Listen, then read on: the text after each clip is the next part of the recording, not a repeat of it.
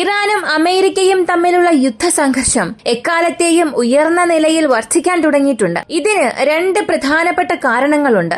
അടുത്തിടെ B2 spirit bombers America Indian മഹാസമുദ്രത്തിൽ കൊണ്ടുവന്ന് നിർത്തി. മാത്രമല്ല ഇന്നലെ ഒരു പ്രഖ്യാപനവും നടത്തി. ഇറാൻ ഞങ്ങളുടെ വാക്കുകൾ അനുസരിക്കുന്നില്ല, അല്ലെങ്കിൽ ആണവായുധം സംബന്ധിക്കുന്ന ഗവേഷണം അവസാനിപ്പിച്ചില്ലെങ്കിൽ തീർച്ചയായും ഇറാനിൽ ഞങ്ങളുടെ മിസൈലുകളും ബോംബുകളും തീർച്ചയായും ഡ്രോപ്പ് ചെയ്യും എന്ന് അറിയിപ്പ് കൊടുത്തു. എന്നാൽ ഇതിന്റെ ഒരു മറുപടി ഇറാനിൽ നിന്ന് മാത്രം അല്ല വന്നത്. ഇറാന്റെ കൂടെ ഹൂതീസും ഒരു അറിയിപ്പ് പുറത്തുവിട്ടു. ഒരു പക്ഷേ ഞങ്ങളിൽ ആക്രമണം നടത്തുന്നത് പോലെ ഇറാനിൽ അമേരിക്കയിലെ ഏതെങ്കിലും മിസൈൽസ് വന്ന് വീണാൽ അതിനുള്ള ഉത്തരം ഞങ്ങൾ നൽകും. അമേരിക്കൻ യുദ്ധക്കപ്പലുകളെ ചെങ്കടൽ പ്രദേശത്ത് ഞങ്ങൾ ഉപേക്ഷിക്കുകയേയില്ല.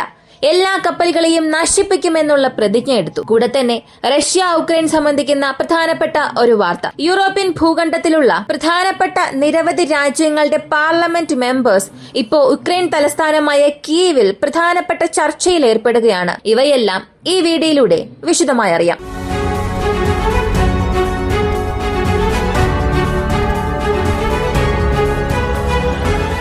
റഷ്യ ഉക്രൈൻ യുദ്ധം സംബന്ധിക്കുന്ന വാർത്തകളിൽ നിന്ന് തന്നെ ഈ ഒരു വീഡിയോ ആരംഭിക്കാം. റഷ്യ ഉക്രൈനെ സംബന്ധിച്ച് ബാറ്റിൽ ഫീൽഡിൽ യാതൊരു പ്രധാനപ്പെട്ട മാറ്റവും കഴിഞ്ഞ 24 മണിക്കൂറിൽ കാര്യമായൊന്നും സംഭവിച്ചില്ല. റഷ്യൻ സൈന്യം അവരുടെ ആക്രമണം ഈസ്റ്റേൺ ഫ്രണ്ടിൽ ഇപ്പോഴത്തേക്ക് ഒന്ന് ഹോൾഡ് ചെയ്തിട്ടുണ്ട്. ഇതിന് അമേരിക്കയുടെ സമ്മർദ്ദം ഒരു കാരണമായി പറഞ്ഞാലും അമേരിക്കയ്ക്കും റഷ്യയ്ക്കും ഇടയിൽ യഥാർത്ഥത്തിൽ എന്ത് സംഭവിക്കുന്നു എന്നുള്ളത് പുറം ലോകം അറിയാത്ത രഹസ്യം തന്നെയാണ്. കാരണം എന്താണെന്ന് ചോദിച്ചാൽ ഇന്നലെ വ്ളാഡിമിർ പുടിന് എതിരെ ഒരു പ്രസ്താവന ഡൊണാൾഡ് ട്രംപ് നൽകുന്നു. NBC ന്യൂസിന് അദ്ദേഹം ഒരു ടെലിഫോണിക് ഇന്റർവ്യൂ നൽകിയതായി ചില വാർത്തകൾ വന്നു. അതിൽ അദ്ദേഹം പറഞ്ഞത്, തീർച്ചയായും ഞാൻ റഷ്യയുടെ ഓയിലിൽ 50% താരിഫ് ആഡ് ചെയ്യുക മാത്രം അല്ല, ഇപ്പോൾ സംഭവിക്കുന്ന ഈ നെഗോസിയേഷൻ റഷ്യയ്ക്കും ഉക്രൈനും ഇടയിൽ നടക്കുന്ന ഈ ചർച്ചകൾക്കൊന്നും സമ്മതിച്ചില്ലെങ്കിൽ ഞാൻ വീണ്ടും സമ്മർദ്ദം വർദ്ധിപ്പിക്കും എന്നുള്ള രീതിയിലെ വാർത്തകളായിരുന്നു വന്നത്. കൂടെ തന്നെ ഉക്രൈന് എതിരെ റഷ്യക്കാർ ചെയ്യുന്ന പ്രവർത്തനങ്ങളും റഷ്യൻ പ്രസിഡന്റ് വ്ളാഡിമിർ പുടിൻ ഈ സമാധാന ചർച്ചയെ കാലതാമസമുണ്ടാക്കുന്നത്. ഉക്രൈന് എതിരെ റഷ്യ ചെയ്യുന്ന പ്രവർത്തനങ്ങൾ, റഷ്യൻ പ്രസിഡന്റ് വ്ളാഡിമിർ പുടിൻ ഈ സമാധാന ചർച്ചയെ ഇങ്ങനെ നീട്ടിക്കൊണ്ടു പോകുന്നത്, ഇതൊക്കെ എനിക്ക് വല്ലാത്ത ദേഷ്യമുണ്ടാക്കുന്നുണ്ട്. ഇങ്ങനെയുള്ള വാർത്തകളായിരുന്നു പുറത്തു വന്നത്.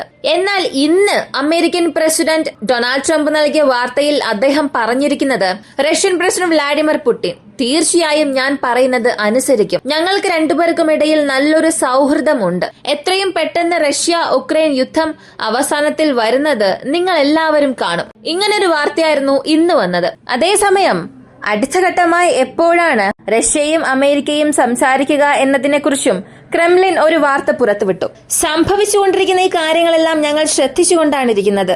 അമേരിക്കൻ പ്രസിഡന്റ് പറഞ്ഞതായി പുറത്തു വന്ന വാർത്തകൾ അതും ഞങ്ങൾ ശ്രദ്ധിച്ചു. ഇപ്പോൾ റഷ്യൻ പ്രസിഡന്റ് വ്ളാഡിമിർ പുടിനും അമേരിക്കൻ പ്രസിഡന്റ് ഡൊണാൾഡ് ട്രംപിനും ഇടയിൽ അടുത്ത ഒരാഴ്ചത്തേക്ക് യാതൊരു കോളും ഷെഡ്യൂൾ ചെയ്തിട്ടില്ല. ക്രെംലിനെ സംബന്ധിച്ച് ഡൊണാൾഡ് ട്രംപിന്റെ റഷ്യ ഉക്രൈൻ അപ്രോച്ചിനെ ഞങ്ങൾ പൂർണ്ണ പിന്തുണ നൽകുന്നു. ഞങ്ങൾ എപ്പോഴും ചർച്ചയ്ക്ക് തയ്യാറാണ്. അമേരിക്കൻ പ്രസിഡന്റും റഷ്യൻ പ്രസിഡന്റും നേരിട്ട് ഒരു മീറ്റിംഗ് അറേഞ്ച് ചെയ്യാൻ പോലും ഞങ്ങൾ തയ്യാറാണ്. ഇത് സംബന്ധിക്കുന്ന തീരുമാനം അമേരിക്കയുമായി എത്രയും പെട്ടെന്ന് ഞങ്ങൾ ഡിസ്കസ് ചെയ്ത് എടുക്കുമെന്നുള്ള ഒരു വാർത്തയും പുറത്തുവിട്ടു. ഈ രണ്ട് രാജ്യങ്ങളും ചേരുന്നത് ലോകത്തിന്റെ കണ്ണുകൾക്ക് നല്ല കാര്യമായി തോന്നാം. രണ്ട് വലിയ മത്സരാർത്ഥികൾ അല്ലെങ്കിൽ രണ്ട് വലിയ ശത്രുക്കൾ ഒരുമിച്ച് ചേരുന്നത് വലിയ കാര്യമായി തോന്നാം. പക്ഷെ ഇത് ഉക്രൈന് നല്ല കാര്യമേ അല്ല. തുറന്നൊരു കാര്യം പറയണമെങ്കിൽ ഈ രണ്ട് രാജ്യങ്ങളും ഉക്രൈനെ എങ്ങനെ കൊള്ളയടിക്കാം എന്നുള്ളതായിരിക്കും അവസാനത്തിൽ കൊണ്ടുവരുന്ന തീരുമാനം. ഇപ്പൊ ഞാൻ ഈ കൊള്ളയടിക്കും എന്ന് പറഞ്ഞത് ഒരു പക്ഷേ റഷ്യ ഇഷ്ടപ്പെടുന്നവർക്ക് അല്ലെങ്കിൽ അമേരിക്ക ഇഷ്ടപ്പെടുന്ന വ്യക്തികൾക്ക് ഒരു പക്ഷേ ഇഷ്ടപ്പെടില്ല. എന്നാൽ യഥാർത്ഥത്തിൽ സംഭവിക്കുന്നത് അതാണ്. എത്ര തന്നെ റഷ്യ ഉക്രൈനെ പിടിച്ചെടുക്കുന്നു, ഉക്രൈനെ അവർ പുറത്തേക്ക് പിന്തള്ളുന്നു, ഉക്രൈൻ യുദ്ധത്തിൽ ജയിക്കാൻ പോകുന്നു, 4 പ്രദേശങ്ങൾ പിടിച്ചെടുക്കാൻ പോകുന്നു എന്നൊക്കെ പറഞ്ഞാലും റഷ്യ പ്രദേശങ്ങളെ പിടിച്ചെടുത്തതിന് സെക്യൂരിറ്റി മാത്രം അല്ല കാരണം. സെക്യൂരിറ്റി ഒരു വശമുണ്ട്. പക്ഷേ ഇത്രയും പ്രകൃതി വിഭവങ്ങളുള്ള ഒരു പ്രദേശം തന്റെ കൈകളിലേക്ക് വരികയാണെങ്കിൽ തീർച്ചയായും ഉക്രൈനെ കൊണ്ട് മറ്റൊന്നും ചെയ്യാൻ സാധിക്കില്ല എന്ന് റഷ്യക്ക് നന്നായി തന്നെ അറിയാം. അതിലിപ്പോൾ അവർ വിജയിക്കാനും പോവുകയാണ്. അപ്പോ ഉക്രൈന്റെ മിനറൽസ്, ഉക്രൈന്റെ പ്രകൃതി വിഭവങ്ങൾ ഉക്രൈന് യാതൊരു പ്രയോജനവും നൽകുന്നില്ല. ഉക്രൈൻ ജനങ്ങളിലേക്കും പോകുന്നില്ല. ഒരു ഭാഗത്ത് റഷ്യയ്ക്കും മറ്റൊരു വശത്ത് ലോകശക്തിയായ അമേരിക്കയിലേക്കും പോവുകയാണ്. സെലൻസ്കി എത്രത്തോളമാണോ ഈ യുദ്ധത്തെ ഇങ്ങനെ നീട്ടിക്കൊണ്ടു പോകുന്നത്, അത്രത്തോളം ഉക്രൈൻ വിഭവങ്ങൾ രണ്ട് രാജ്യങ്ങളും വിഭജിച്ചെടുക്കും. ഞാൻ ഈ യുദ്ധം ഇങ്ങനെ വലുതായി പോകും എന്ന് പറഞ്ഞതിന് രണ്ട് പ്രധാന കാരണങ്ങളുണ്ട്. ജർമ്മനിയിൽ നിന്നും ഇന്ന് 2 ട്രെയിൻ മുഴുവനും പീരങ്കികൾ, ഇൻഫാൻട്രി ഫൈറ്റിംഗ് വെഹിക്കിൾസ്, ആർമിഡ് വെഹിക്കിൾസ്, ഇവർക്ക് ആവശ്യമായ ആയുധങ്ങൾ, ഇവയെല്ലാം ഇന്ന് പോളണ്ട് വഴി ഉക്രൈനിലേക്ക് വന്നിട്ടുണ്ട്. മാത്രമല്ല യൂറോപ്യൻ യൂണിയനിലെ മിക്ക രാജ്യങ്ങളിലെയും parliamentary representatives, great Britain, Belgium, Denmark, Estonia, Iceland, Spain, Latvia, Lithuania, Luxembourg, Norway, Portugal, Sweden, Finland, Slovenia, ഈ രാജ്യങ്ങളുടെ അത്രയും പ്രതിനിധികൾ ഇപ്പൊ ഉക്രൈന്റെ തലസ്ഥാനത്ത് ഒരു പ്രധാനപ്പെട്ട യോഗത്തിൽ പങ്കെടുത്തിട്ടുണ്ട്.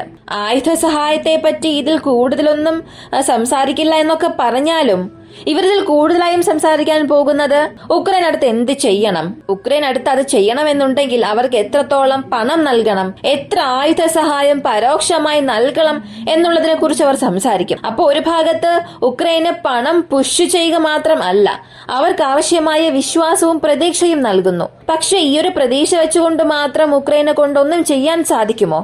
ഇവരുടെ നേരിട്ടുള്ള സപ്പോർട്ടില്ലാതെ റഷ്യ ഇവർക്ക് വീഴ്ത്താൻ കഴിയുമോ എന്ന് ചോദിച്ചാൽ അതിന് കാലം മറുപടി പറയും. കാരണം സെലൻസ്കി ഇത്രത്തോളമൊക്കെ ചെയ്യുന്നുണ്ട്.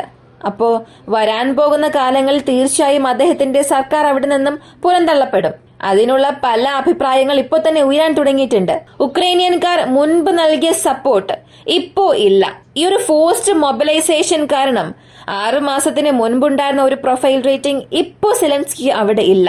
വലിയൊരു വീഴ്ച തന്നെ സംഭവിച്ചു. അപ്പോ വീണ്ടും അവിടെ ഒരു ഇലക്ഷൻ സംഭവിച്ചാൽ സെലൻസ്കിയുടെ ഭരണം അവിടെ ഉണ്ടാകുമെന്നുള്ളതിന് യാതൊരു ഉറപ്പുമില്ല. പ്രശ്നങ്ങളെല്ലാം ഇങ്ങനെ ഒരു ഭാഗത്ത് പോകുമ്പോൾ മിഡിൽ ഈസ്റ്റ് ഒരു യുദ്ധത്തിന്റെ വളരെ ക്ലോസസ്റ്റ് ഡിസ്റ്റൻസിലാണുള്ളത്. ഞാൻ ഈ പറയുന്നത് ഒരുപക്ഷെ നിങ്ങൾക്ക് തമാശയായി തോന്നിയേക്കാം. കാരണം ഹമാസുമായി ഒരു പ്രശ്നം വന്നപ്പോൾ തന്നെ ഇസ്രായേൽ ഇത്രത്തോളം ആക്രമിച്ചു. അപ്പോ പോലും ആരും ഒന്നും ചോദിക്കാൻ വന്നില്ല. അപ്പോഴും അമേരിക്ക ഡയറക്റ്റ് ഇറാനെതിരെ ഒന്നും ചെയ്തിട്ടില്ല. ഇപ്പോ ഹമാസ് എന്ന ഒരു സംഘടന, അതുപോലെ ഹിസ്ബുള്ള എന്നതും ഒരു സംഘടനയാണ്. അവർക്ക് പ്രത്യേകിച്ച് റെക്കഗ്നൈസേഷൻ ഒന്നും തന്നെ ഇല്ല. ഇവരെ ആക്രമിച്ചാലും മുഴുവനായി നശിപ്പിച്ചാലും അതൊരു സംഘടന മാത്രമായി അവസാനിക്കും. ഹിസ്ബുള്ളയ്ക്ക് ഒരു പ്രതിപക്ഷ അന്തസ് ഉണ്ടെങ്കിൽ പോലും അവർ നേരിട്ടൊരു രാജ്യത്തെ റെപ്രസെന്റ് ചെയ്യുന്നില്ല. അവർ ഒരു രാജ്യത്തിനുള്ളിലുള്ളവരാണ്, അവിടെയുള്ള ഒരു ഗ്രൂപ്പ് മാത്രം. പക്ഷെ ഇറാൻ അത് മുഴുവൻ വ്യത്യസ്തമാണ്. മിഡിൽ ഈസ്റ്റിൽ ഉള്ളതിൽ വെച്ച് ഒരു വലിയ ഇൻഫ്ലുവൻസ് ഉള്ള ഒരു രാജ്യം. മാത്രമല്ല മിഡിൽ ഈസ്റ്റിലെ മുഴുവൻ ഓയിൽ റിസർവിലും 24% ഇറാന്റെ പക്കലാണുള്ളത്. ഒരുപക്ഷെ നാളെ അമേരിക്കയ്ക്കും ഇറാനും ഇടയിൽ ഒരു യുദ്ധം വരികയാണെങ്കിൽ ഒറ്റ മാസത്തിൽ തന്നെ 4 ട്രില്യൺ നഷ്ടം അമേരിക്കയ്ക്ക് സംഭവിക്കും. അതെങ്ങനെയാണ് സംഭവിക്കുക? ഇറാനും അമേരിക്കയ്ക്കും ഇടയിൽ യുദ്ധം വന്നാൽ ഇറാനല്ലേ നഷ്ടം കൂടുതലായും ഉണ്ടാകേണ്ടത്? ഈ ഒരു സംശയം നിങ്ങൾക്ക് വരാം. ഇറാനെ സംബന്ധിച്ച് അവരുടെ ഓയിൽ ഫീൽഡ്സ് അവർ നഷ്ടപ്പെടുത്തും, അതുപോലെ അവരുടെ ഓയിൽ റിസോഴ്സും അവർ നഷ്ടപ്പെടുത്തും. എന്നാൽ ഇവിടെ ഇറാൻ അമേരിക്കയെ ആക്രമിക്കുമ്പോൾ അവിടെ നേരിട്ടുള്ള നഷ്ടങ്ങളെക്കാളും പരോക്ഷമായ പല നഷ്ടങ്ങളായിരിക്കും അമേരിക്കയ്ക്ക് കൂടുതലായും സംഭവിക്കുക. UAE, ഒമൻ, ഖത്തർ ഇങ്ങനെയുള്ള രാജ്യങ്ങളിൽ അമേരിക്കയുടെ ഒരുപാട് ഗ്യാസ് പൈപ്പ് ലൈൻ സിസ്റ്റംസ് ഉണ്ട്. ഒരു പക്ഷേ ഇറാനെ നാളെ അമേരിക്ക ആക്രമിച്ചാൽ ഇൻഡയറക്റ്റായി ഇറാനും അവിടെ അറ്റാക്ക് ചെയ്യാൻ തുടങ്ങും. അപ്പോ ഈ ഗ്യാസ് പൈപ്പ് ലൈൻസിനെ ഡാമേജ് ചെയ്യുന്നത് വഴി മാത്രം അത്രത്തോളം കൂടുതൽ പ്രശ്നം അമേരിക്കയിലേക്ക് വരും. ഇപ്പോ ഇതിനിടയിൽ ഒരു വാർത്ത വന്നത് അമേരിക്കൻ പ്രസിഡന്റ് ഡൊണാൾഡ് ട്രംപ് ഇറാനോട് പറഞ്ഞത്, ഇറാൻ തീർച്ചയായും ഞങ്ങൾ പറയുന്നത് അനുസരിക്കണം. ഇവിടെ പരമാവധി സമ്മർദ്ദം ഉപയോഗിച്ച് ഇറാനെ ഞങ്ങൾ അനുസരിപ്പിക്കുമെന്ന വാർത്ത പറഞ്ഞു. എന്നാൽ അതിനുള്ള ഉത്തരം ഇറാന്റെ പക്കൽ നിന്ന് പെട്ടെന്ന് തന്നെ ലഭിച്ചിട്ടുണ്ട്. ഞങ്ങൾ ഇവിടെ മിസൈൽസ് ഉപയോഗിക്കരുത് അല്ലെങ്കിൽ ആണവായുധങ്ങൾ നിർമ്മിക്കരുത് എന്ന് പറയാൻ ഏതൊരു രാജ്യത്തിനും അർഹതയേയില്ല. ലോകത്തിലെ എല്ലാ രാജ്യങ്ങളും അവരുടെ സുരക്ഷയ്ക്ക് വേണ്ടിയാണ് യുദ്ധം ചെയ്യുന്നത്. മിഡിൽ ഈസ്റ്റിൽ ഉള്ളതിൽ വെച്ച് ഇസ്ലാമിക രാജ്യങ്ങൾക്കെതിരെയുള്ള ശത്രുവായ ഇസ്രായേൽ അവരുടെ പക്കൽ തന്നെ ആണവായുധം നൽകിയിട്ടുണ്ട്. അപ്പോൾ ഞങ്ങളുടെ പ്രതിരോധത്തിനു വേണ്ടി ഞങ്ങൾ ആണവായുധം നിർമ്മിക്കണമെന്ന് ചിന്തിക്കുമ്പോൾ അതിനെ എന്തുകൊണ്ട് നിങ്ങൾ തടയുന്നു? ഇവിടെ ഇറാന്റെ ന്യൂക്ലിയർ പദ്ധതി എന്നത് പൂർണ്ണമായും ഇറാന്റെ സേഫ്റ്റിക്ക് വേണ്ടി മാത്രമാണ്. വീണ്ടും ഞങ്ങൾ വെപ്പൺ ഗ്രേഡ്സ് യുറേനിയം പ്രൊഡ്യൂസ് ചെയ്തിട്ടില്ല, അതിനുള്ള കാലം ഇനിയും ഉണ്ട്. പക്ഷെ അതിനുള്ളിൽ തന്നെ ഞങ്ങൾക്ക് ഇത്രത്തോളം സമ്മർദ്ദം നൽകുന്നതിനുള്ള കാരണം എന്താണ്? ഇവിടെ ആരുടെ പ്രോക്സിയായിട്ടാണ് പ്രവർത്തിക്കുന്നത് എന്നൊരു ചോദ്യം ചോദിച്ചു. അതുമാത്രമല്ല, ഇങ്ങനെ ഞങ്ങളിൽ നിങ്ങൾ ആയുധങ്ങൾ ഉപയോഗിച്ച് ഒരാക്രമണം നടത്തിയാൽ അതിനായിട്ടുള്ള റെസ്പോൺസ് ഒരിക്കലും പ്രതീക്ഷിക്കാത്ത രീതിയിൽ നിങ്ങൾക്ക് ലഭിക്കും. ഇതിനെ ഒരല്പം കൂടെ വിശദമായി പറഞ്ഞിട്ടുണ്ട്. അമേരിക്കയുടെ സൈനികർ ഒരു 60,000 സൈനികർ മിഡിൽ ഈസ്റ്റിലുള്ള സൈനിക താവളങ്ങളിലുണ്ട്. മിലിറ്ററി ബേസ്, നാവൽ ബേസ്, എയർഫോഴ്സ് സ്റ്റേഷൻ, ഇങ്ങനെ എല്ലാം ചേർത്ത് ഇറാനെ ചുറ്റി ഒരു 60,000 സൈനികർ ഉണ്ട്. ഈ 60,000 സൈനികരെയും കൊണ്ടാണ് നിങ്ങൾ ഒരു യുദ്ധം ചെയ്യുന്നത്. ഈ 60,000 വ്യക്തികളുടെ ജീവന് യാതൊരു വിലയും നിങ്ങൾ കൊടുക്കുന്നില്ല. ഇവരെ ഉപയോഗിച്ച് നാളെ ഞങ്ങളിൽ നിങ്ങളുടെ ഒരു മിസൈൽ വീഴുകയാണെങ്കിൽ ഞങ്ങളുടെ അണ്ടർഗ്രൗണ്ട് മിസൈൽ സിറ്റീസിൽ ലോഡ് ചെയ്ത് ലോഞ്ച് ചെയ്യാൻ റെഡിയായിട്ടുള്ള മിസൈൽസ് എല്ലാം നിങ്ങളുടെ മിലിറ്ററി ബേസിനെ നോക്കി പായും. അങ്ങനെ പായുന്ന മിസൈൽസിനെ കൊണ്ട് ഈ 60,000 സൈനികരെയും ഞങ്ങളെ കൊണ്ട് കൊല്ലാൻ കഴിയുമെന്നുള്ള ഒരു മുന്നറിയിപ്പ് നൽകി. ഇതൊരു വലിയ എസ്കലേഷൻ തന്നെയാണ്. കാരണം ഇറാന്റെ ജനറൽ സുലൈമാനി കൊല്ലപ്പെട്ടതിന് ശേഷം ഇത്രത്തോളം വലിയൊരു സ്റ്റേറ്റ്മെന്റ് ഈ രണ്ട് രാജ്യങ്ങളും പരസ്പരം ചെയ്തിട്ടില്ല. ഇപ്പോ ഇവരുടെ കൂടെ ഹൂത്തീസും പറഞ്ഞിരിക്കുന്നത്, വാർഷിപ്പ് ജേണലിൽ അടുത്തിടെ ഒരു ആർട്ടിക്കിൾ റിലീസായി. അതിൽ B2 സ്പിരിറ്റ് ബോംബേഴ്സിൽ നിന്നും ഡ്രോപ്പ് ചെയ്യുന്ന ബോംബ്, അതിൽ നിന്നും അയച്ച 10 ബോംബിൽ 6 ബോംബ് മാത്രമാണ് first set of layer concrete penetrate ചെയ്ത് അകത്തേക്ക് പോയത്. അതിനാൽ അവിടെ ചില പ്രശ്നങ്ങൾ ഉണ്ടാക്കാൻ അവരെ കൊണ്ട് സാധിച്ചാലും അണ്ടർഗ്രൗണ്ടിൽ ഉണ്ടായിരുന്ന ഹൂത്തീസിന്റെ മിസൈൽസിനെ പൂർണ്ണമായും അവരെ കൊണ്ട് നശിപ്പിക്കാൻ കഴിഞ്ഞില്ല എന്ന് ആർട്ടിക്കിളിൽ വ്യക്തമായി പറഞ്ഞു. ഹൂത്തികളെ സംബന്ധിച്ച് അവർക്ക് വലിയ ഇൻഫ്രാസ്ട്രക്ചർ ഒന്നും തന്നെ ഇല്ല. അവരുടെ അണ്ടർഗ്രൗണ്ട് ഫെസിലിറ്റീസ് ആയാലും അണ്ടർഗ്രൗണ്ട് മിസൈൽ സൈലോസ് ആയാലും അവിടെ വലിയ രീതിയിലുള്ള സംരക്ഷണങ്ങളൊന്നും ഹൂത്തീസിന് നൽകാൻ കഴിയില്ല.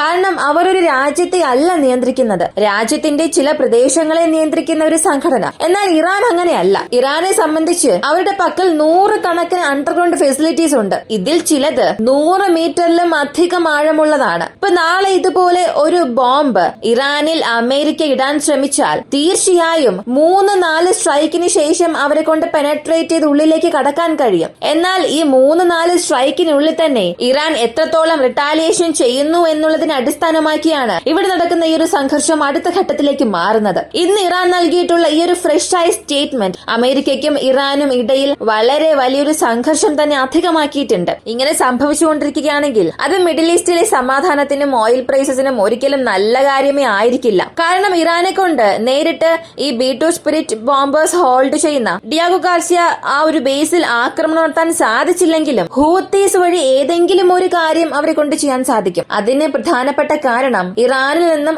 4,500 കിലോമീറ്റർ അകലെയാണ് ഈ ഒരു സ്ഥലമുള്ളത്. പക്ഷേ ഇത് ഹൂത്തീസിന്റെ നിയന്ത്രണത്തിലുള്ള ഷോർട്ടസ്റ്റ് ഡിസ്റ്റൻസിലാണുള്ളത്.